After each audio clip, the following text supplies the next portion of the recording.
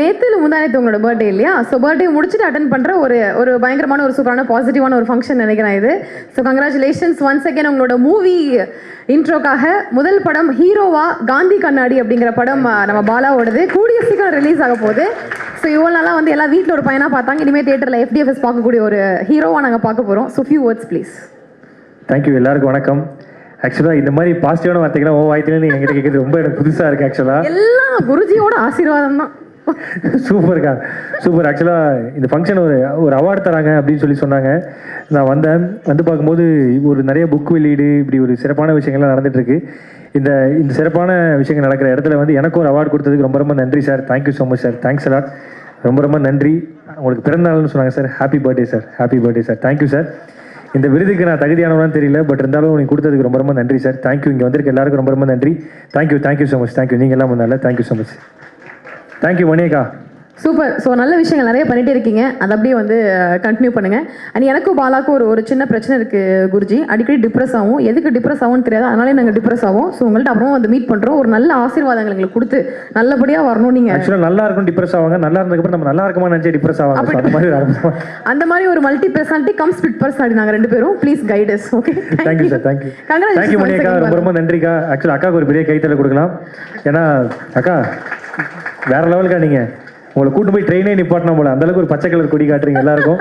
So ரொம்ப நன்றிக்கா. தேங்க்யூக்கா. Thank you so much Bala. ஒரு பெரிய கைதல் கொடுத்துடலாம் பாலாக்காக ஒன்ஸ் அகைன்.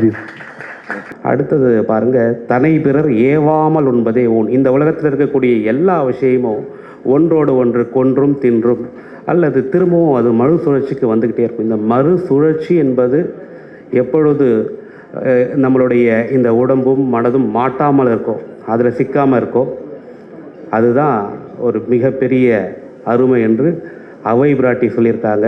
ஆகையினால் அவை பிராட்டி சொன்னதை இங்கே சொல்லி உங்கள் எல்லோருக்கிட்டையும் நான் இந்த சரியை கிரி யோகம் ஞானம் என்றது வந்து எவ்வளவு அவசியம் அப்படின்றத சொல்லிடுறேன். இதையும் தவிர்த்து வேறு ஏதாவது பேசணுன்னாலும் பேசிடுறேன். 4 நிமிஷம் தான் சார், இன்னும் பேசலாமா? சரி சரி சரி. நம்ம திருக்கடையூர்னு ஒரு ஊர் இருக்குது. அந்த திருக்கடையூரில் அபிராமி உடனுரை அமிர்தகடேஸ்வரர்னு நம்ம பார்த்துருப்போம். என்ன சொல்கிறாங்க அப்படின்னா, நம்முடைய உடலில் மார்பையும் கண்டத்தையும் இணைக்க தெரிந்தால் அவனே மார்கண்டேயன். மார்கண்டேய தத்துவம் என்பது ஏதோ ரொம்ப கடினமானது அப்படின்லாம் நினச்சிக்க கூடாது. மார்பையும் கண்டத்தையும் இணைக்க தெரிந்தவர் யாராக இருந்தாலும் அவர்கள் மரணமில்லா பெருவாழ்வு வாழ முடியும். இது முதல் நம்ம தெரிஞ்சுக்கணும். அடுத்தது ரொம்ப அவசியம் காலம். Time is everything. காலம் வந்து அந்த காலத்தை சமகாரம் செய்யக்கூடிய மூர்த்தி அங்கே உண்டு. ஏன்னா நம்ம அதை தெரிஞ்சுக்கணும். உடம்பு எவ்வளவு அவசியமோ அதே போன்று இந்த காலம்.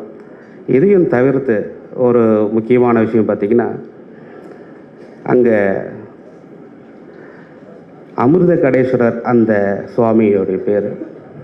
நம்ம பக்கத்தில் ஓடிட்டு இருக்கக்கூடிய இந்த சுவாசம், வலது பக்கமும் இடது பக்கமும் ஓடிட்டுருக்கிற இந்த சுவாசம், இந்த சுவாசத்தை வைத்து நாம் சரியான முறையில் கடையக்கூடிய அந்த வல்லமையை பெற்றுவிட்டால் நம்முடைய உடலிலும் அமிர்தம் சுவைத்து விடலாம் என்று கூறி, அப்படி அந்த அமிர்தத்தை சுவைக்கணுன்றதுக்காக தான் அந்த பேரே அங்கே வச்சுருக்காங்க, அமிர்த கடேஸ்வரர்னு. அப்படி இந்த மெய்யினால் நிச்சயம் கடைய முடியும் என்ற அந்த கருத்தை சொல்லிவிட்டு, அன்பு சொந்தங்கள் அனைவருக்கும் எப்பொழுதுமே முடிந்தவரை எங்களால் இந்த மக்கள் சேவையில் ஈடுபட்டு கொண்டிருக்கிறோம். மக்கள் சேவையில் நிச்சயம் மகேசனை பார்க்க முடியும். அந்த மகேசனை நாம் அன்பெனும் மலரால் அர்ச்சனை செய்துவிட வேண்டும் என்று கூறி, அன்பு மலர வேண்டும் எப்பொழுதும் என்று இந்த தருணத்தில் வேண்டிக் கொண்டு, அன்பு சொந்தங்களை அனைவருக்கும் என்னுடைய ஆத்மா வணக்கம், அன்பு வணக்கம்.